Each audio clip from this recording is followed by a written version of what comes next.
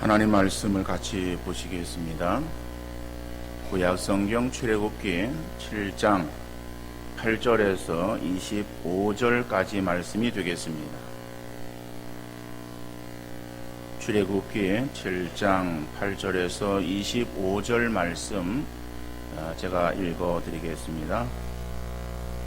여호와께서 모세와 아론에게 말씀하여 이르시되 바로가 너희에게 이르기를 너희는 이적을 보이라 하거든 너는 아론에게 말하기를 너희의 지팡이를 들어서 바로 앞에 던지라 하라. 그것이 뱀이 되리라. 모세와 아론이 바로에게 가서 여호와께서 명령하신 대로 행하여 아론이 바로와 그의 신하 앞에 지팡이를 던지니 뱀이 된지라. 바로도 현인들과 마술사들을 부르매 그 애굽 요술사들도 그들의 요술로 그와 같이 행하되 각 사람이 지팡이를 던지매 뱀이 되었으나 아론의 지팡이가 그들의 지팡이를 삼키니라. 그러나 바로의 마음이 완악하여 그들의 말을 듣지 아니하니 여호와의 말씀과 같더라. 여호와께서 모세에게 이르시되 바로와 바로의 마음이 완강하여 백성 보내기를 거절하는도다. 아침에 너는 바로에게로 가라. 보라, 그가 물 있는 곳으로 나오리니 너는 나일 강가에 서서 그를 맞으며 그 뱀 되었던 지팡이를 손에 잡고 그에게 이르기를 히브리 사람의 하나님 여호와께서 나를 왕에게 보내어 이르시되 내 백성을 보내라. 그러면 그들이 광야에서 나를 섬길 것이니라 하였으나 이제까지 내가 듣지 아니하도다. 여호와가 이같이 이르노니 내가 이로 말미암아 나를 여호와인 줄 알리라. 볼지어다 내가 내 손의 지팡이로 나일강을 치면 그것이 피로 변하고 나일강의 고기가 죽고 그 물에서는 악취가 나리니 애굽 사람들이 그 강물 마시기를 싫어하리라 하라. 여호와께서 또 모세에게 이르시되 아론에게 명령하기를 내 지팡이를 잡고 내 팔을 애굽의 물들과 강들과 운하와 목과 모든 호수 위에 내밀라 하라. 그것들이 피가 되리니 애굽 온 땅과 나무 그릇과 돌 그릇 안에 모두 피가 있으리라. 모세와 아론이 여호와께서 명령하신 대로 행하여 바로와 그의 신하의 목전에서 지팡이를 들어 나일강을 치니 그 물이 다 피로 변하고 나일강의 고기가 죽고 그 물에서는 악취가 나니 애굽 사람들이 나일강 물을 마시지 못하며 애굽 온 땅에는 피가 있으나 애굽 요술사들도 자기들의 요술로 그와 같이 행함으로 바로의 마음이 완악하여 그들의 말을 듣지 아니하니 여호와의 말씀과 같더라.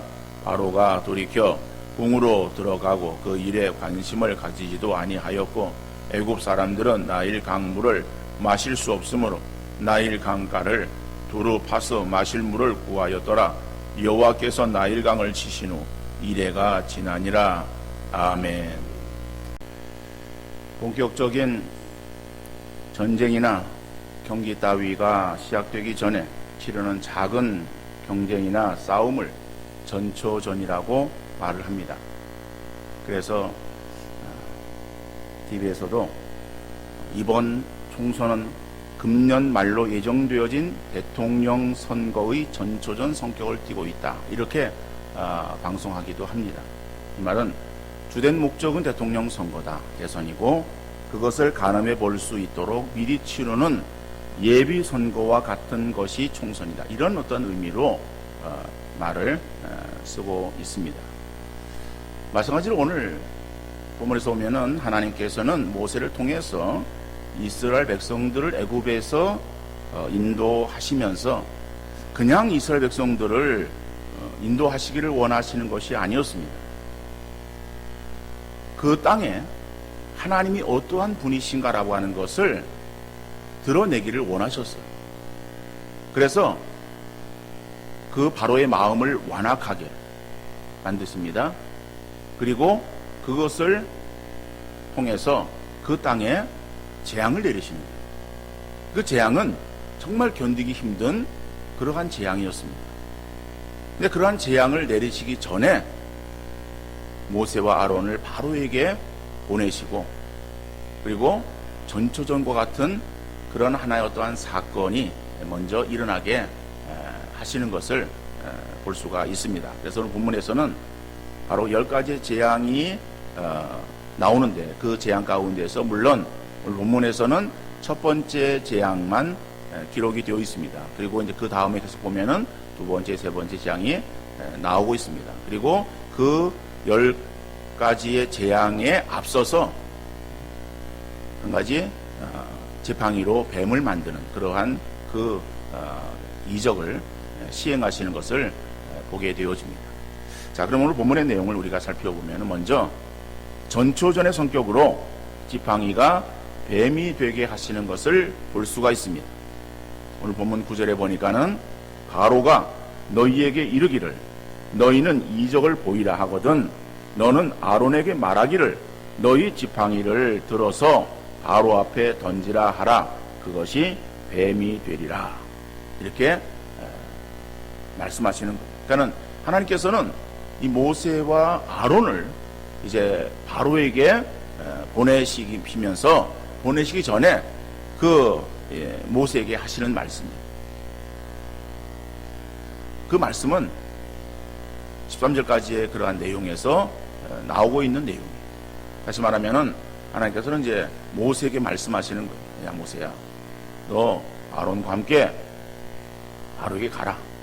그럼 바로가 이적을 베풀라고 행하라고 말할 것이다. 그러면은 아론이 들고 있는 지팡이를 던지라. 그러면 뱀이 될 것이다. 그렇게 이제 말씀을 하셨어요. 그러한 그 말씀을 모세가 듣고 그리고 그것을 아론에게 말합니다. 그래서 아론도 그 하나님께서 행하신 그 명령, 말씀을 깨닫고 그리고 모세와 아론이 바로에 가는 거예요. 그러니까 바로에 가니까는 뭐 아니나 다를까 하나님께서 말씀하신 대로 바로가 말하는 거예요. 이적을 행하라. 그러니까는 아론이 지팡이를 던지는 거예요. 그러니까는 그 지팡이가 뱀이 되는 거예요. 그런데 바로가 그것에 놀라지 않습니다. 그리고 자기 나라에 마술사들을 또 불러오게 합니다. 그 마술사들이 또 그들 앞에서 요술을 부리는 거예요. 요술을 부리는데 그들도 지팡이로 뱀을 만드는 거예요. 그런데 아론의 그러한 이 지팡이가 뱀이 되어진 것이 그 술사들이 지팡이로 만든 뱀을 잡아먹습니다. 자, 그것을 보면서도 바로의 마음은 전혀 요동하지 않습니다. 눈 하나 깜짝하지 않았습니다. 자, 바로 그것은 오늘 11절의 말씀을 보면은 어떤 말씀이 나오는가 하면은 바로도 현인들과 마술사들을 부르매 그 애굽 요술사들도 그들의 요술로 그와 같이 행하되 이렇게 말하고 있습니다. 자, 그런데 오늘 이 본문에 나오는 그 말씀 가운데서 바로도, 그죠? 바로도, 그 다음에 그 다음 절에 보면은 애굽의 요술사들도 그랬어요. 그러니까 바로도 요술사들도 도라고 하는 이 단어, 도라고 하는 이 단어는 그 앞에 나오는 그 바로와 그 다음에 요술사를 강조하는 말. 그래서 강조 용법으로 쓰인 것인데 이 말이 의미가 무엇인가 하면은 모세와 아론이 바로에게 가는 거예요.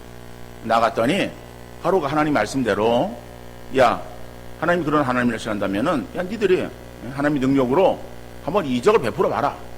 그렇게 말하는 거예요.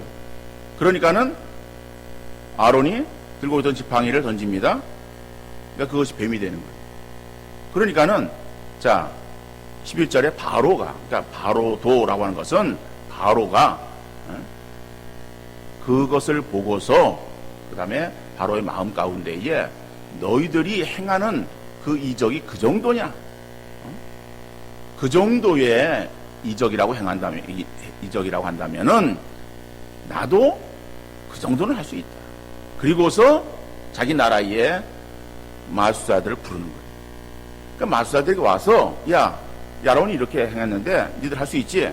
그랬더니 그 애굽의 요술사들도 그죠? 그들도 이 정도쯤이야 라고 하는 마음을 가졌다라고 하는 거예요. 그래서 자기들의 또 지팡이로 뱀을 만들었다라고 하는 거예요. 그러니까는 이 이적을 행했을 때에 그것이 바로에게 있어서의 특별한 것으로 인식되어진 것이 아니라 이 정도쯤이야 라고 그렇게 생각을 했었고, 그러므로 인해서 그 행한 이적이 결국 바로의 마음을 무너뜨리지 못하고 바로의 마음이 완악한 강팍한 그대로 있었다라고 하는 거예요. 그러니까는 바로 이것은 하나님께서 말씀하신 그대로다라고 하는 거예요. 왜냐고 하면은 처음에 전초전인데, 아직까지 이 본 경기가 이루어지기 전인데, 전초전인데 거기에 바로가 무너져 버리면은 하나님께 더 이상 하실 일이 없어요. 그러면 백성들에게 있어서 하나님이 어떠한 분이신가라고 하는 것을 알게 할 수 있는 그러한 방법이 없는 거예요. 하나님께서는 의도하셨고, 그리고 하나님의 계획대로 시행해 나가시는 것을 볼 수 있어요. 전초전은 이렇게 그냥 무의미하게 끝을 냅니다. 또 두 번째로 보면은 이제 주된 경기라고 말할 수 있는 10가지의 재앙이 시행되어지는 것을 보게 되어집니다. 자, 그것이 오늘 본문 14절 이하에 나오고 있어요. 근데 16절로 18절 말씀 보니까는 그에게 이르기를 히브리 사람의 하나님 여호와께서 나를 왕에게 보내어 이르시되 내 백성을 보내라. 그러면 그들이 광야에서 나를 섬길 것이니라 하였으나 이제까지 내가 듣지 아니하도다.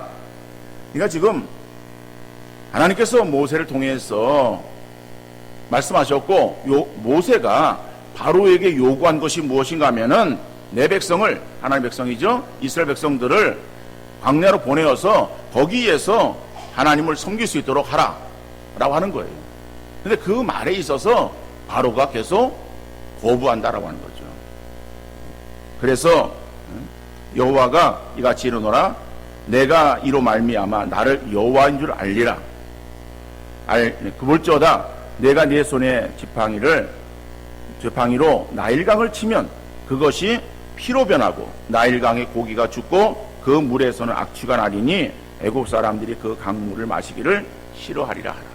이거는 하나님께서 모세에게 하시는 말씀이에요. 이거는 바로가 내 말을 계속해서 듣지 않고 이스라엘 백성들을 보내지 않으니까는 이제는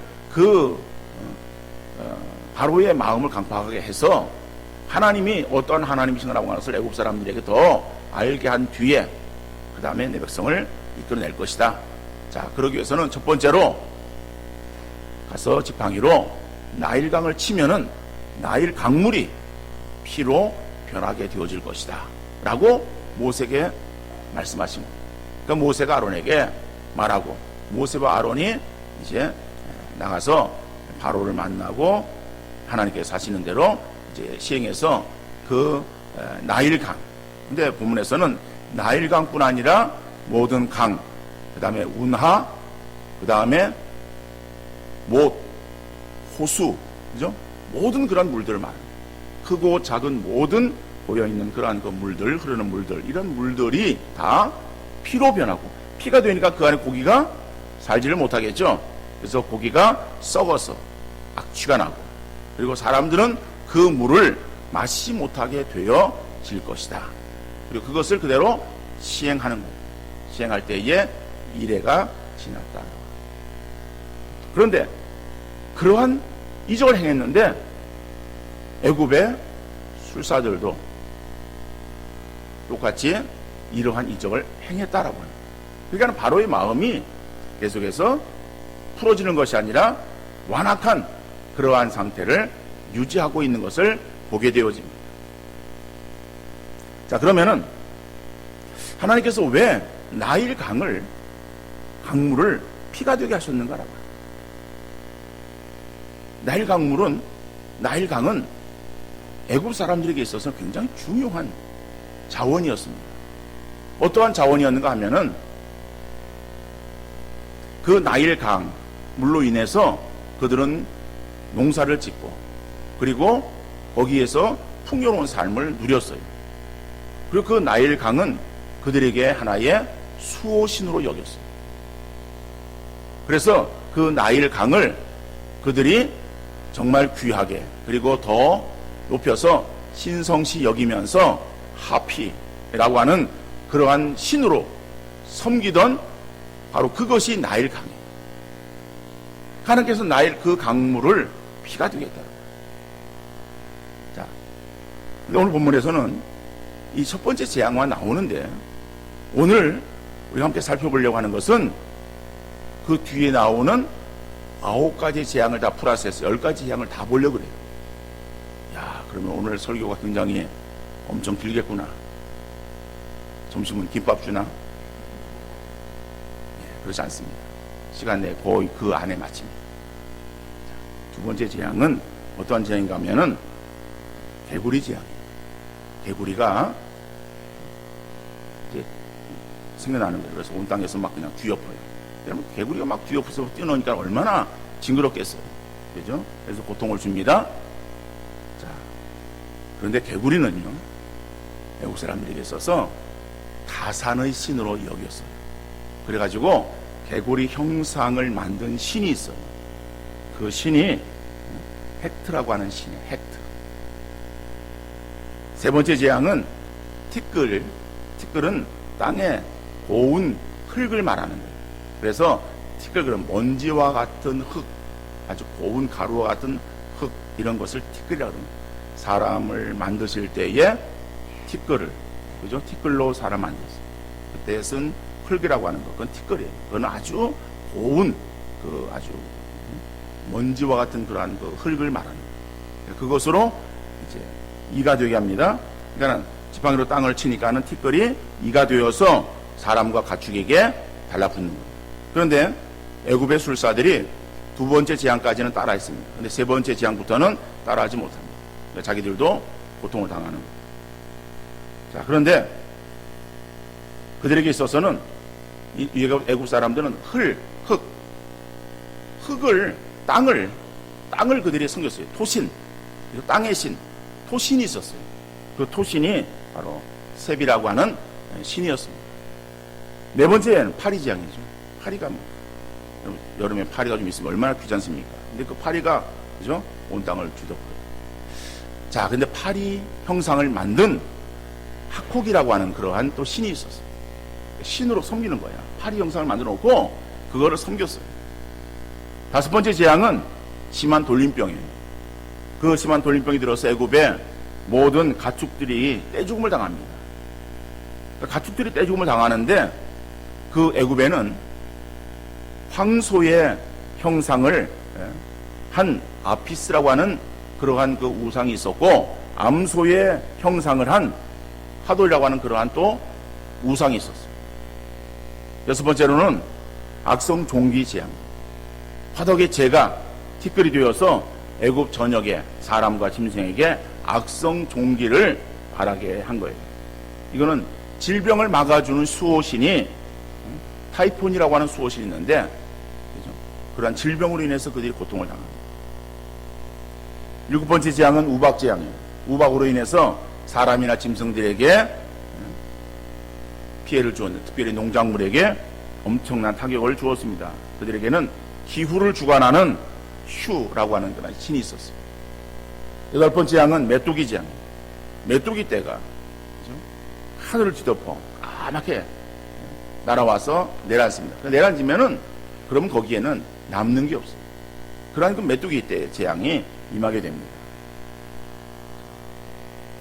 그런데 그들에게 있어서는 이 메뚜기 떼의 재앙을 막도록, 그러니까 그런 메뚜기 떼의 재앙이 자주 있어요. 그러니까는 그런 재앙을 막도록 하는 그 세라피아라고 하는 그러한 그 또 우상이 있었어요. 아홉 번째 재앙은 흑암 재앙. 애굽 온 땅에 3일간 아주 깜깜한 흑암이 계속 되어집니다. 그러니까 밤에만 주어지는 것이 아니라 밤낮으로 3일 동안. 자, 그런데 거기에는 태양의 신을 섬겼어요. 그 태양의 신이 라라고 하는 태양의 신이에요. 태양의 신이 있음에도 불구하고 무력화시킨 거죠. 마지막 재앙으로는 처음 난 것의 죽음이에요. 애굽 온 땅의 모든 사람과 가축의 처음 난 것이 다 죽었어요. 그들에게는 생명의 수호신이 있었어요. 그 생명의 수호신이 이시스라고 합니다. 자, 우리가 10가지 재앙을 보았어요. 그리고 그럼 10가지의 재앙을 제가 말씀을 드렸는데, 이 재앙을 어떠한 재앙인가 다 헤아려야 되고, 그 다음에 그 재앙을 순서대로 알아야 되는가. 자, 그것이 성경 퀴즈 할 때는 필요할 수 있어요. 그렇지만 우리 신앙생활에는요, 그 10가지 재앙의 항목들을 10가지를 다 알아야 되고, 그 다음에 그 순서대로 알아야 된다. 특별히 또 것의 어떤 형상으로 만들었던 신의 이름이 무엇인가 그걸 알아야 된다. 그건 아닙니다. 그거 몰라도 돼요. 몰라도 되는 것을 왜 설교하느냐? 그래서 여러분들에게 정확한 그러한 내용을 전달하기 위해서, 그래서 저는 그냥 정확한 근거로 여러분들에게 소개한 거예요. 그러니까는 제가 여러분들이 10가지 재앙을 말씀드렸을 때에 그러한 그 재앙들이 어떠한 재앙인가 라고 하는 그 하나하나의 어떤 순서라든지 어떠한 재앙 그 자체에 여러분들이 관심을 갖는 것이 아니라, 중요한 것은 그 10가지의 재앙들을 보면은 다 애굽 사람들이 신으로 섬겼던 것들이다라고 해요. 제가 다 일일이 그 이름들을 말씀을 드렸죠. 자, 그 이름들이 궁금한 사람들은 교회 홈페이지에 설교 부분에 들어가서 다음 주에 찾아보면은 거기에 그대로 다 나와요.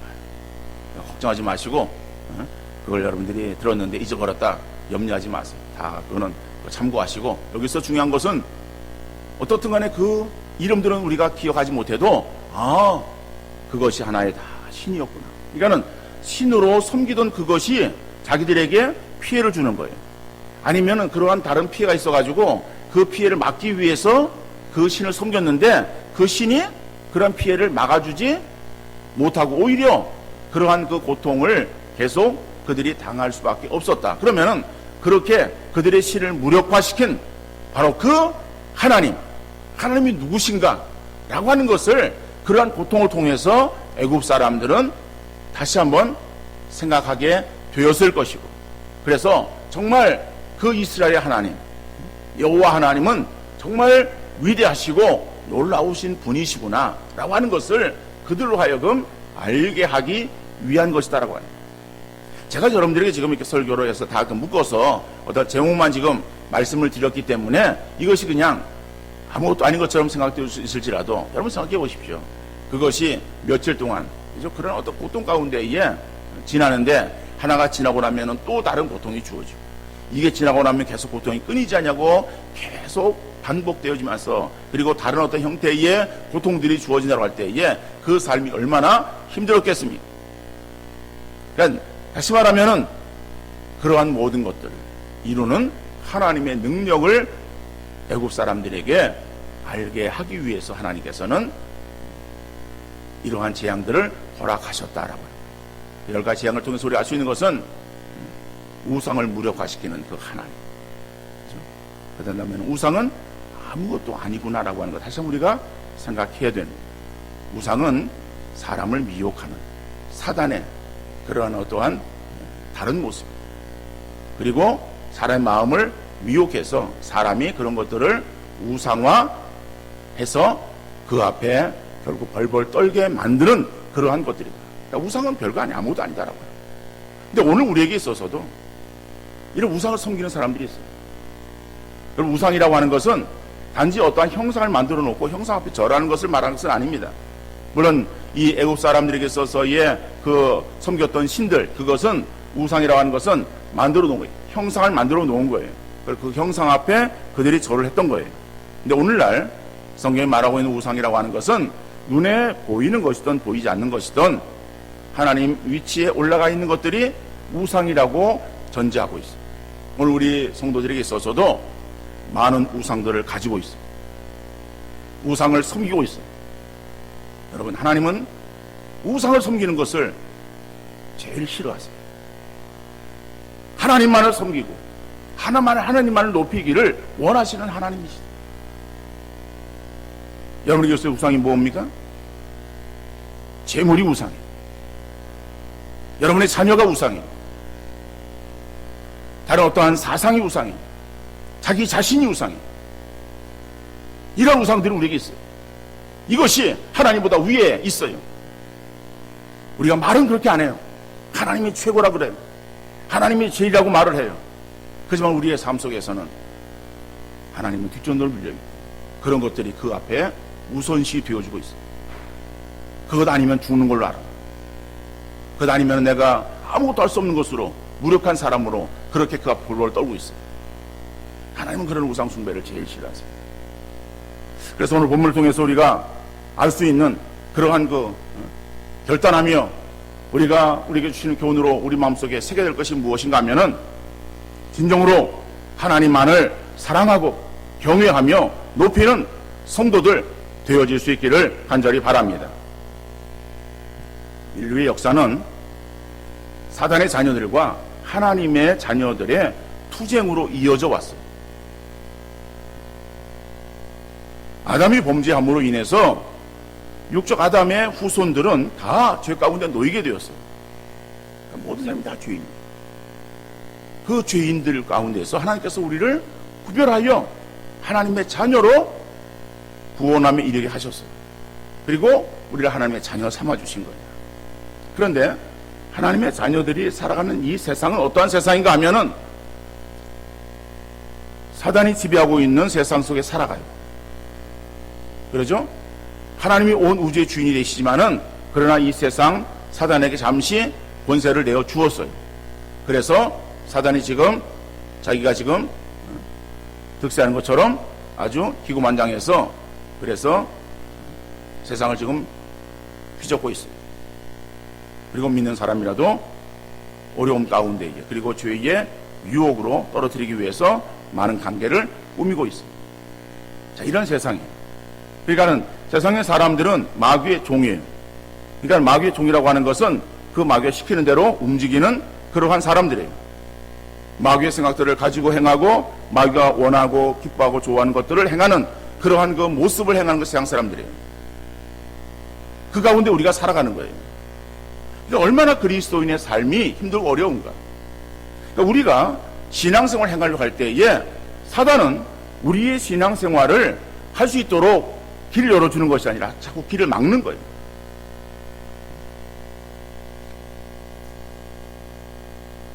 여러분 한번 말씀드렸습니다마는 서울시에 서울 광장에 작년 성탄절에 성탄 트리를 세웠습니다. 그건 뭐 기독교 연합회에서 세운 거예요. 그런데 그 재정은 어디서 나오는가 하면은 시에서 나오는 시 예산으로 트리를 세우는 거예요. 물론 우리 수원시도 그렇고 경기도에서도 세우는 성탄 트리도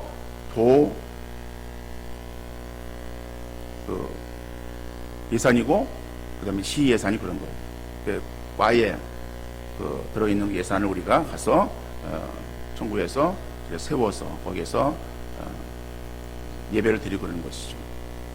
자, 시에서 예산이 지원되었다라고 하는 그러한 명목으로 거기다가 이름을 이렇게 명패를 붙이고 그러잖아요. 이제 그러면은 그 성탄 트리를 세우면은 세운 데다가 뭐 영어로 메리 크리스마스를 써서 붙이든지 아니면은 축성탄 써서 붙여야 되는 것이 아니겠어요? 근데 그걸 못 붙이게 하는 거예요. 못 붙이게 하고 뭐라고 붙이고 말하게 하는가 하면은 해피 할리데이, 그러니까 즐거운 성탄, 그러니까 즐거운 축일, 즐거운 성일, 이런 거예요. 성탄이 아니고 즐거운 어떠한 휴일, 즐거운 성일, 이런 것을 딱 붙이게 하는 거예요. 아니, 우리 기독교가 홍길동이에요? 홍길동은 자기가 출신이 서자야. 그죠?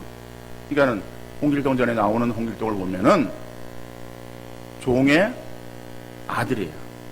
아버지는 양반이에요. 근데 그 양반의 아들이지만은 종에게 태어난 아들이에요. 그래서 아버지라 부르지도 못하고 자기 형을 형이라 부르지도 못하는 거예요. 아니, 우리 기독교가 홍길동이에요? 왜? 예수 나심을 우리가 정말 찬양하면서 감사하며 축성탄, 메리 크리스마스를 우리가 외쳐야 되는데 그 축성탄을 거기서 말하지 못하게 하는 그것은 오늘 이 세상의 모습을 단적으로 보여주는 하나의 예라고 할 수 있어요. 사단은 우리가 예배 드리려고 하는 것을 환영하는 것이 아니에요. 어떻게든 방해합니다. 우리 성도들이 하나님께 예배하려고 할 때에 우리로 하여금 예배 드릴 수 있는 모든 분위기들을 만들어주고 여건들을 만들어줍니까? 이상하게 급한 일이 생기는 거예요. 어떤 문제가 생기는 거예요. 내가 생각할 때는 정말 이것을 해결하지 않으면 안 될 그러한 일들이 자꾸 생기게 만들어. 근데 그런 일을 그렇게 우리가 느끼게 하는 거예요, 사실은요. 지나고 보면은 그 일을 그때 안 해도 되는데 그걸 꼭 해야 되는 것처럼 그렇게 막 우리 마음이 그런 마음이 들어. 그래서 예배를 빠지고 그 일을 행하는 거예요. 사단의 계략. 사단은 우리를 하여금 예배 드리는 것을 자꾸 못 드리게 하는 거예요.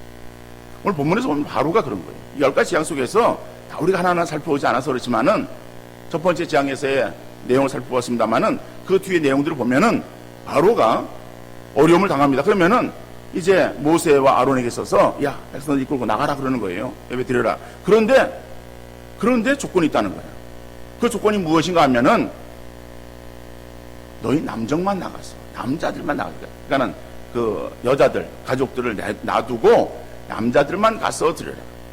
이렇게 얘기를 하는 거예요. 안 된다. 뭐 그럼 우선 그 다음에 또 이제 이 재앙이 그치는 거예요.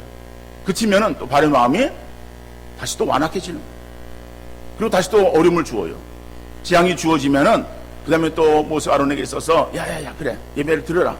제사를 드리는데 그런데 가축은 놔두고 가라. 가축은 제사를 놔두고 가야 그들이 도망 못 간다 이렇게 생각을 했을 거 아니에요. 이런 조건을 내세우며 타협을 하는 거예요. 어떤 간에 바로는 이스라엘 백성들 하여금 제사를 드리지 못하도록 그렇게 계속해서 방해를 했던 거예요. 여러분 오늘의 세상이 그렇습니다. 이러한 세상 속에 살아가는 우리 성도들, 우리가 정말 하나님에 대해서 바로 알고 하나님을 경외하며 예배하는 우리의 삶이 되어지고 우리의 입에서 모세의 노래가 더 크게 외쳐질 수 있기를 바랍니다. 모세의 노래가 무엇인가? 요한계시록 15장 3절 4절 말씀 보니까는 하나님의 종 모세의 노래 어린 양의 노래를 불러 가로되 주 하나님 고 전능하신 이시여 하시는 일이 크고 놀라우시도다.